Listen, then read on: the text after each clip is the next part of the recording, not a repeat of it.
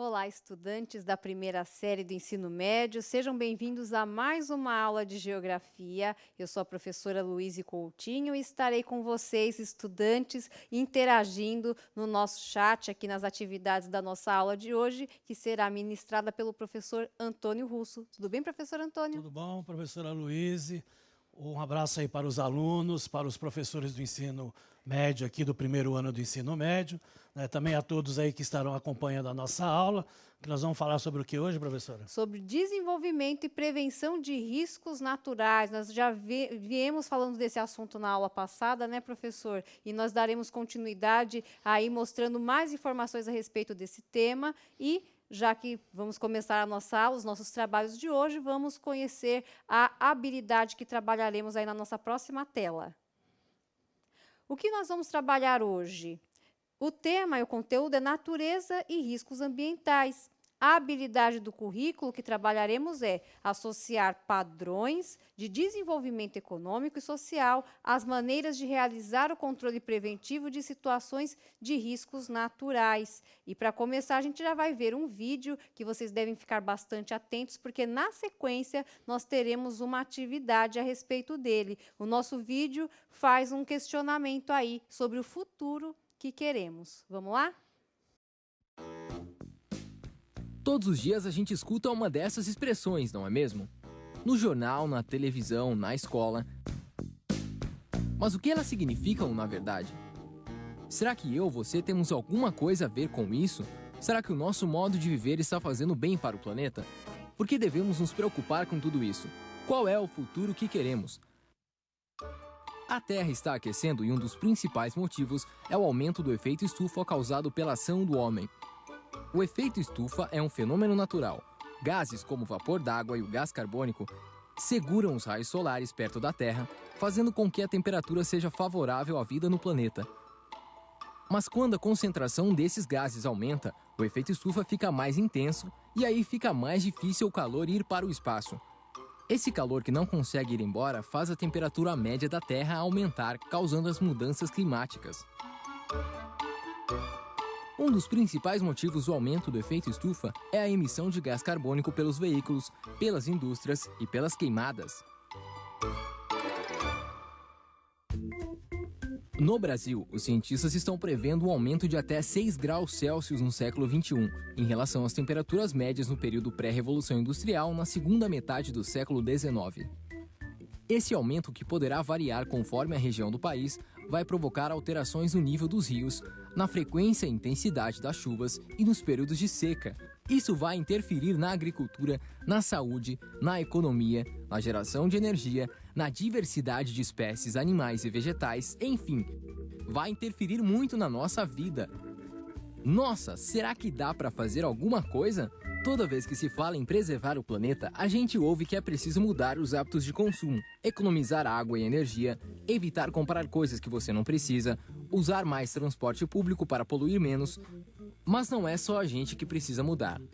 A indústria, a agricultura, o comércio também tem que fazer a parte deles. Ou seja, precisamos ter uma economia mais verde. Economia verde significa usar os recursos naturais de maneira responsável, agredindo minimamente o meio ambiente.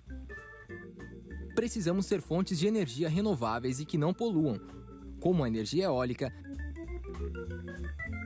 a energia solar, a maré motriz e a biodigestora. Essa energia limpa vai alimentar as indústrias e as nossas casas, mas ainda assim é preciso diminuir o consumo. Tanto as máquinas das indústrias quanto os nossos eletrodomésticos precisam ser fabricados com novas tecnologias que permitam um baixo consumo de energia e menor emissão possível de gases de efeito estufa. O uso da água também deve ser responsável. Você sabia que só 0,3% de toda a água do planeta está disponível para o nosso consumo nos rios e lagos? Essa água tem que abastecer os 7 bilhões de habitantes da Terra, e por isso é preciso economizar. O modo como vivemos hoje tem contribuído bastante para o aquecimento global e os efeitos já são visíveis. As temperaturas médias anuais estão em constante elevação e a frequência e intensidade de fenômenos como chuvas e secas têm aumentado, provocando desastres naturais.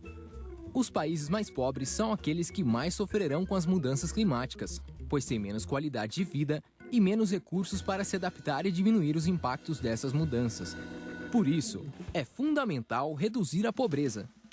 Em 2000, a ONU estabeleceu as 8 maneiras de mudar o mundo que deveriam ser atingidas até 2015.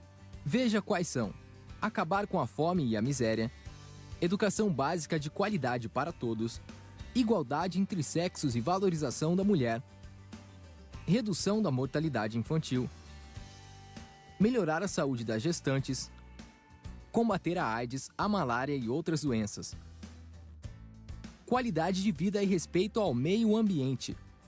Todo mundo trabalhando pelo desenvolvimento. Como faço para saber se meus hábitos de consumo estão prejudicando o planeta? Você pode calcular a sua pegada ecológica.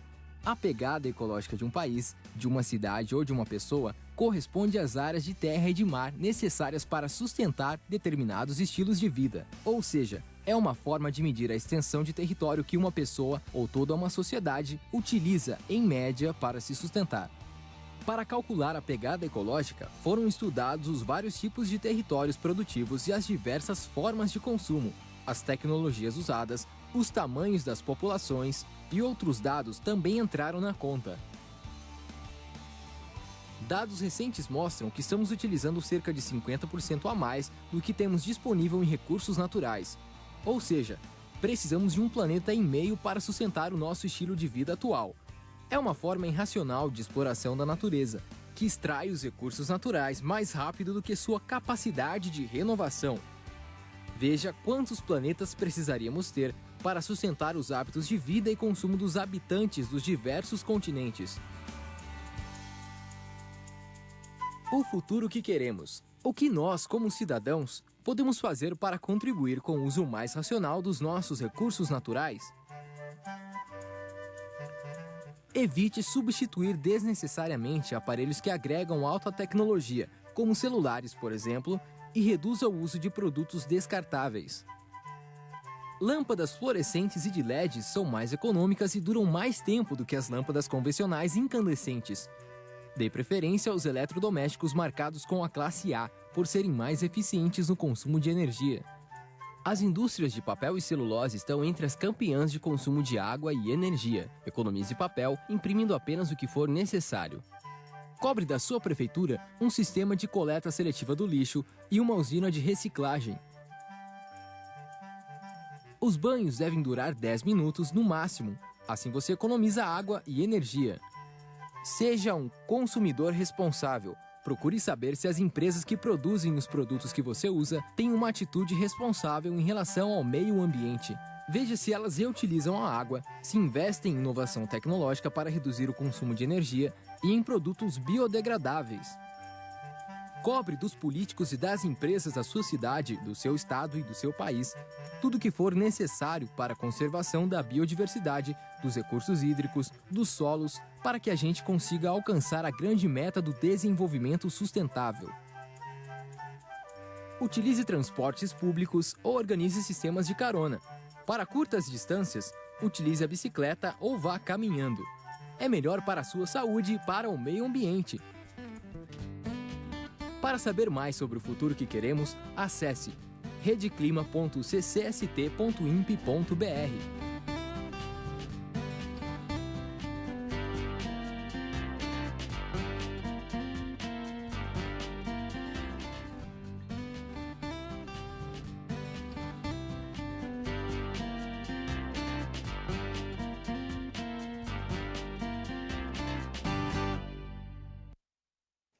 Voltamos, muito interessante o vídeo, muitas informações aí sobre a questão da prevenção dos riscos e desastres, de como poupar, né, o meio ambiente. E para a gente aprofundar toda a reflexão que o vídeo nos trouxe, vamos responder a essa pergunta que vai aparecer na tela para vocês. Na opinião de vocês, estudantes, os seres humanos realmente interferem nos desastres naturais? Não esqueçam de justificar a resposta de vocês. Estaremos aí dando 2 minutos para vocês capricharem nas respostas. Já já a gente volta.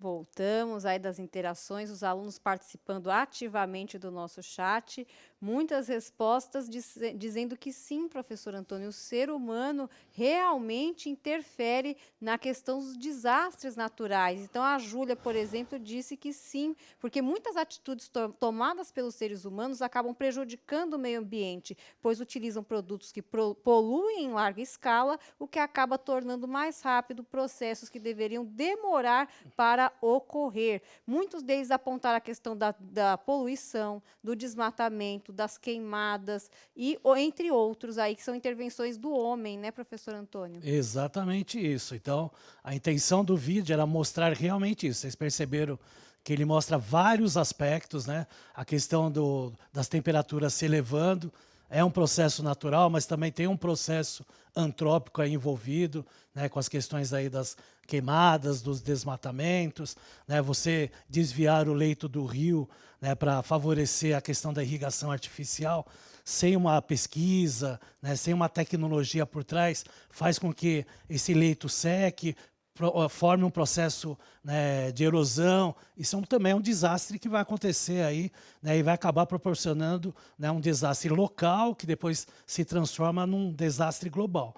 Poluição atmosférica, também tudo isso aí, né, o ser humano acaba influenciando e muito, né, e cada vez mais, né, nós estamos tentando aí transformar, né, produtos que eram poluentes em formas, né, sustentáveis aí no nosso planeta, né, professora? Exatamente. Inclusive, a Vitória Rocha, ela aponta a questão do consumo das pessoas, o consumo geral, como um grande acelerador dos desastres, né? Exatamente. A questão do consumo tem que lembrar também da questão da sustentabilidade, né?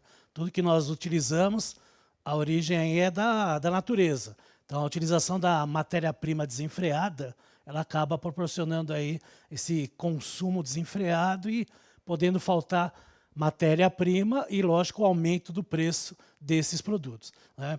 Na última aula, nós vimos a defesa civil, principalmente, como, né, um sistema aí de monitoramento e até de prévia em desastres naturais. Eu trouxe um outro, que é do INPE, né, que é o Instituto Nacional de Pesquisas Espaciais, que é o SISMADEM. Então, acompanhe aí na tela. O SISMADEM é um sistema de monitoramento e alerta de desastres naturais, monitora simultaneamente e antecipa o alerta de desastres naturais. O sistema é um software de geoprocessamento, identifica situações de perigo por meio do cruzamento de dados meteorológicos com informações de mapas de risco. Ao prever com antecedência desastres naturais, o SISMADEM permite a redução dos impactos causados por eventos como tufões, enchentes e deslizamentos, secas e as consequentes queimadas, além de estragos e plantações. Então, é um sistema que principalmente engloba a questão climática, né, onde que chove mais, onde chove menos, né, que é a questão aí das precipitações.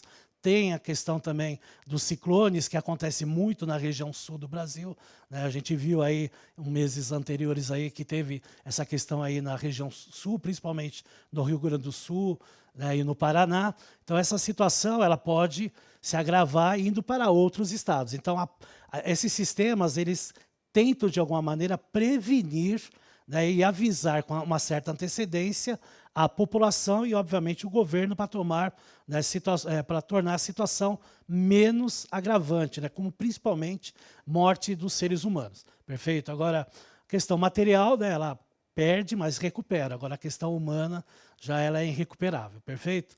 Então, vamos ver aí um mapa falando sobre a climatologia aqui no Brasil. Então, nós temos aí um mapa, né, mostrando a média climatológica do Brasil de 1961 a 1990. Então, ele está falando lá, precipitação acumulada mensal e anual em milímetros. Quando fala precipitação, é a quantidade de chuvas, e a gente observa que é do mês de janeiro, né? Então, olhando no gráfico embaixo, a gente observa que quem está em azul e verde teve lá uma quantidade de chuvas até boa, né? E aí, a partir de uma coloração aí, né, marronzinho, violeta e roxo, né, aí teve menos quantidade de chuvas durante o período aí. Então, a gente vai observar que no mês de janeiro, né, em média, entre 1961 a 1990, a região do Nordeste ficou seca, mas nem tanto, né, porque tem épocas que ela fica mais secas.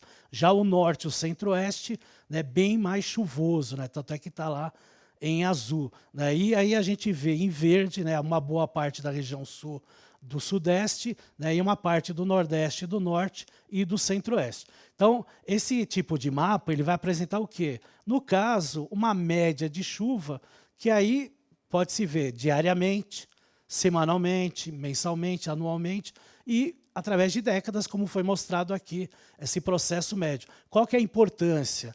Ele é importância tanto para a parte social como a parte econômica. Então, quando a gente fala em prever chuvas, não quer dizer que vai adivinhar, porque através das massas de ar, e hoje nós temos lá o sistema de geoprocessamento, como eu falei anteriormente, você tem como ver aonde o movimento das massas de ar vão chegar e que época vão chegar. É lógico que você não pode dar 100% de acerto, porque as massas de ar elas podem se movimentar, né, de uma hora para outro local que não estava programado, né? Isso aí acontece muito quando a gente tem lá os furacões, os tornados que acontecem no hemisfério norte, que aí eles preveem que vai passar em algumas regiões e acaba nem passando, porque a massa de ar acabou tendo deslocamento que era imprevisível de acordo com o geoprocessamento utilizado.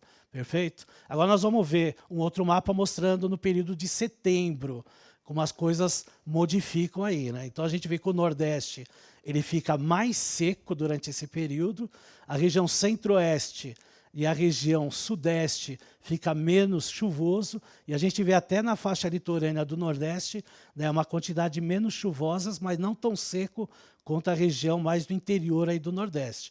Já a região Norte, que costumeiramente chove anualmente, né, tem uma quantidade menor de chuvas, mas continua aí com uma pluviometria bem maior do que a média das outras regiões. E a região Sul também, com uma quantidade razoável de chuvas durante, né, esse mês de setembro aí. E nós passamos o mês de setembro e a gente observou, né, que teve, né, um período aí de seca, né?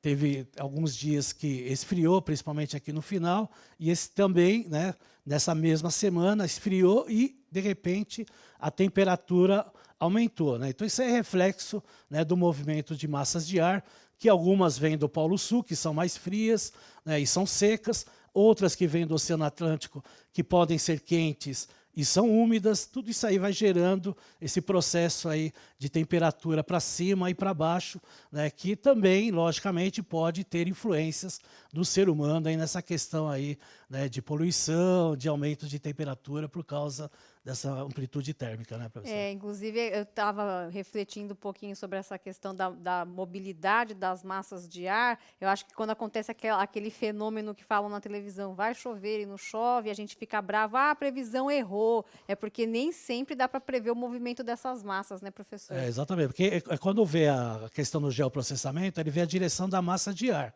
Então, se a massa de ar estiver muito carregada e choveu na região sul e ela tem a tendência, né, de ir para o sudeste, então a probabilidade de chover. Agora, não se tem certeza. Só que quando a gente vê a previsão meteorológica de 20 anos atrás, ela errava muito mais do que hoje. Então, tecnologia hoje é muito mais moderna. A tendência é essa, é passar o tempo e ter mais, né, projeções. Você pode projetar a previsão meteorológica daqui 100 anos, por exemplo. Só que cada tempo que você aumenta, maior a probabilidade de erro. Maior, né? Probabilidade de erro. Vamos aí fazer uma comparação entre os dois mapas que nós vimos de janeiro e de setembro. Então, a gente está observando bem claramente situações, né, bem diferentes, né, da região aí do Brasil.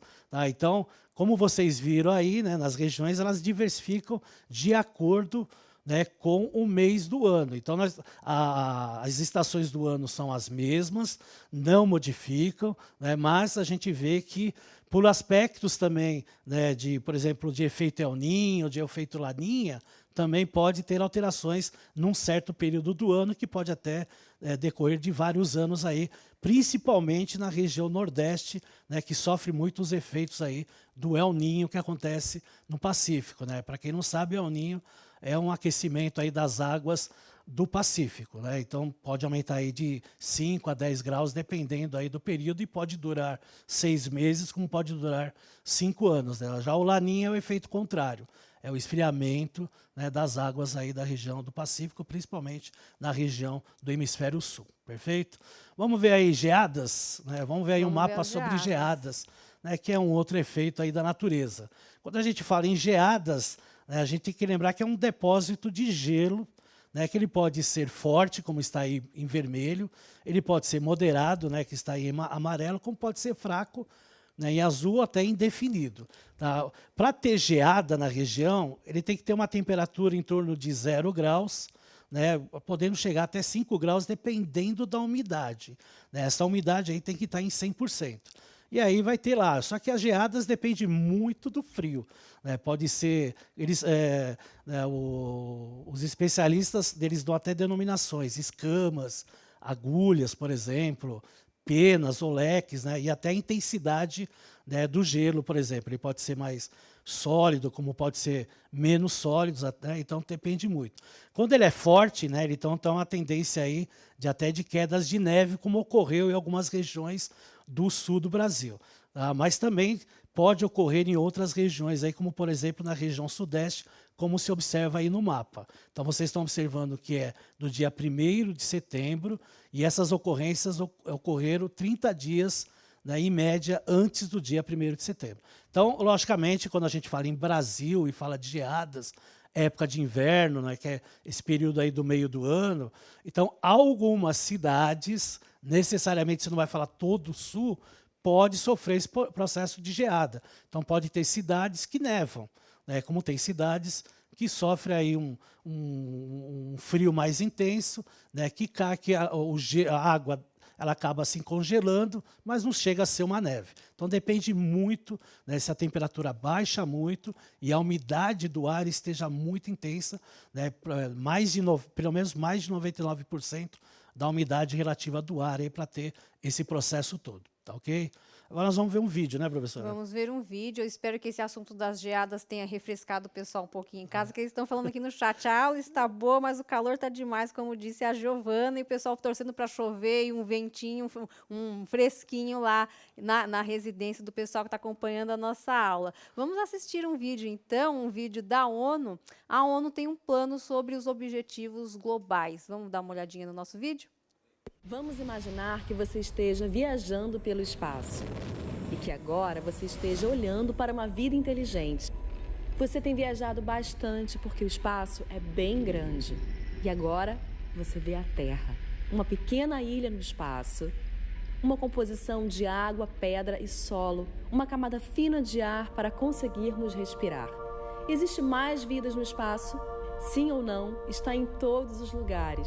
Se você pensar, nós precisamos basicamente das mesmas coisas: água fresca, ar limpo e comida saudável. A boa notícia é que a Terra tem tudo isso para todos nós. A má notícia é que nós encontramos alguns problemas no caminho. O primeiro é a mudança climática. O jeito que vivemos na Terra hoje está danificando muitas coisas que precisamos para viver. Os combustíveis que nós queimamos estão contaminando a atmosfera. Nós estamos esgotando nossas fontes de água potável. Tudo isso está mudando o clima. O segundo problema é a desigualdade. Algumas pessoas na Terra têm muito mais do que precisam e a maioria não tem o suficiente. Isso causa pobreza e não é justo. Milhões de pessoas não têm acesso aos remédios que poderiam prevenir doenças. Em alguns lugares, as crianças não entendem o motivo de ir à escola. Em outros, milhões de crianças querem ir à escola. Isso é justo? Com sorte, nós temos um plano. As Nações Unidas anunciaram os Objetivos Globais para o Desenvolvimento Sustentável. São 17 objetivos que protegem o planeta contra a mudança climática e tornam o mundo seguro e mais justo para todos. Nós temos que alcançar essas metas até 2030. A melhor coisa de se ter um plano é que nós podemos checar como estamos indo ao longo do caminho, mostrando as partes em que fomos bem e as partes que devemos melhorar. Até 2030 teremos um longo caminho, então nós temos que encorajar uns aos outros todos os dias. Temos 17 objetivos que trabalham juntos, então há diferentes formas de você ajudar. Você se sentiria diferente sendo menina ou menina em relação à segurança que você sente? Aos amigos que tem, ou os lugares que você pode ir? E se achássemos uma nova forma de transformar a água em limpa e potável? E se pudéssemos reciclar todo o nosso lixo? O que mais poderíamos mudar? Nós todos vivemos na Terra e nós dependemos da Terra para viver. Nós temos diferentes culturas, nós temos um só planeta e devemos tomar conta disso tudo e uns dos outros e compartilhar o que nós temos de forma igualitária e sustentável. Tudo o que precisamos está bem aqui. Algum dia nós encontraremos vida inteligente em outros planetas. Enquanto isso, vamos ver o quanto de inteligente podemos fazer para todos nós na Terra. Só lembrando. Legal, e vocês vejam que o que uma estudante pontuou na nossa primeira interação, né, a relação entre consumo e os desastres naturais, ficou bem explícito nesse vídeo que a gente acabou de assistir. Então, vamos ver se vocês prestaram atenção? Vamos responder essa perguntinha aí que vai aparecer na tela. De que maneira as situações de riscos naturais podem afetar a economia de um país? Em 1 minuto a gente volta.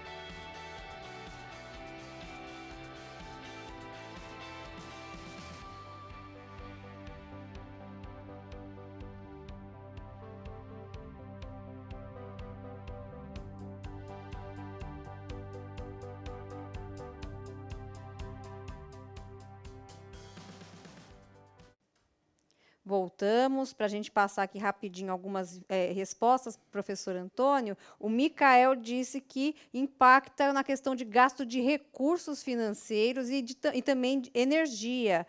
O Luiz Felipe fala que um tsunami, por exemplo, pode destruir uma cidade, destruir os pontos produtivos de uma cidade e até mesmo de um país. E o Ebert fala que muitos desastres fazem com que pessoas não tenham condições de trabalhar. Perfeito. E para dar uma resposta melhor, nós vamos passar um vídeo. Prestem bastante atenção, que é bem interessante esse vídeo aí. Vamos lá, acompanha aí.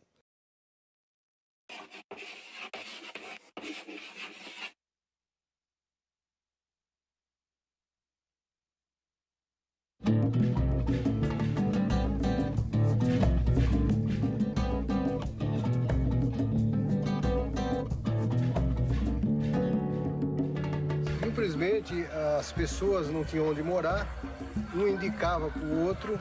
À noite eles faziam o piquete entre eles. E assim começou a ocupação. Os colegas ajudam, os vizinhos ajudam, final de semana vai encher uma laje, tá a comunidade lá.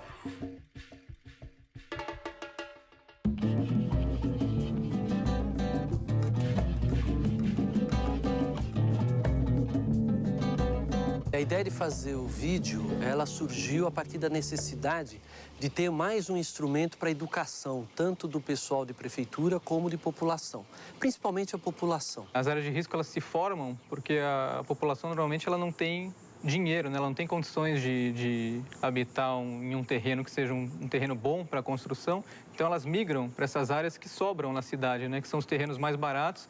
Elas chegam a esse local, uma área de encosta, por exemplo. Os primeiros ocupam a parte de baixo, que é mais fácil de ser ocupada, e os últimos vão ocupar as partes mais inclinadas, as encostas. Para que você determine se uma área é de risco, você deve levar em conta pelo menos 2 coisas. A primeira é o meio físico, a questão de geologia, dos solos, da inclinação das encostas, que é o relevo, e o problema da ocupação, o tipo de ocupação. Se eu tenho moradias de baixo padrão construtivo, elas são mais vulneráveis a ser atingidas por um escorregamento. Se eu tenho uma moradia de bom padrão construtivo, moradias de alvenaria, elas são mais resistentes, ou seja, menos vulneráveis, né, a ser atingida pelo processo. Quando você vai ter uma ocupação, a população faz uma escavação no talude natural, formando então o talude de corte. Esse material escavado é lançado na encosta, formando o aterro lançado. O que a gente observa normalmente nas áreas de risco é a distância que a moradia está com relação à base e ao topo do talude ou da encosta. Quanto mais próximo da base ela estiver, mais fácil de ser atingida por um deslizamento. E quanto mais próximo ela estiver do topo do talude, mais fácil do deslizamento ocorrer e afetar a estrutura da moradia. Vocês veem aqui que nós temos aqui um conjunto de casas que estão bem coladas no barranco. Se a gente tiver um deslizamento aqui, esse deslizamento vai pegar esse fundo dessas casas. A casa deveria estar mais afastada do barranco, não é? O que a gente tem orientado é que a população não façam esses tipos de cortes, né? Evite fazer o lançamento da sua água servida na casa, no quintal do vizinho. Observem alguns sinais de movimentação no seu terreno. A população das áreas de risco, ela também pode exercer o que a gente chama de autoproteção. Ou seja, ela pode observar esses sinais que pode acontecer um deslizamento e tomar a providência de chamar a Defesa Civil e sair da sua casa. Defesa Civil, Cristiano? Sim, é que eu tô com uma rachadura aqui na minha casa. Tá, é muito grande? A rachadura tá bem grande, sim. Aí de cima, embaixo, até o chão. E a largura dela? Mais ou menos de 2 a 3 dedos. Tem mais gente com a senhora aí? Tá, 2 crianças. Nós estaremos encaminhando para a senhora um pessoal qualificado para fazer a vistoria técnica e o acompanhamento do seu caso. Ah, tá bom, então eu aguardo, tá? Obrigado.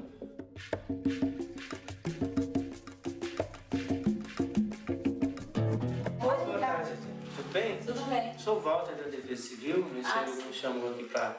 Essa rachadura que apareceu, ó. Ah, tá. Pelo que eu vejo nas outras estruturas aqui da casa, pra cá tá bom, né? Agora, para esse lado aqui, acho que está comprometendo esse lado aqui, que deve estar movimentando para lá. Rodrigo, me fala uma coisa, a água de lavagem sua vai para onde? Onde é que você lança toda essa água? Tá. Pro canto aqui da casa? Pra frente do barranco? É uma situação bastante crítica em relação, para quem mora no morro. E começam a aparecer esses sinais, né? Uma rachadura, né? Então a gente sempre recomenda que se trabalhe com essa questão da água, essa água que está lançando no morro, não lançar mais. Como a água é o principal causador do deslizamento, você tem que cuidar daquela água que a pessoa usa na sua casa. E para isso você tem que fazer sistemas de drenagem eficientes que tirem a água do terreno e levem para a área, para a parte de baixo da encosta. O que a gente está observando aqui é o que a gente chama de lançamento de água servida em superfície. Normalmente o deslizamento ele se dá em época de chuva, pela água que se infiltra no solo e vai aumentando a sua umidade. E além dessa água da chuva, o esgoto lançado nas encostas, ele aumenta ainda mais a possibilidade desse deslizamento ocorrer. Quando você vai ter um deslizamento, o solo movimenta-se e descola da parte de cima da encosta. E aí você tem a formação do que a gente chama de trinca. Aí você pode ter uma trinca no solo, uma trinca no chão da casa ou uma trinca na parede da casa. Na verdade, a gente está mostrando, né, uma das principais evidências de movimentação de um terreno, né, de um barranco. Essa trinca tem uma espessura bastante razoável, né?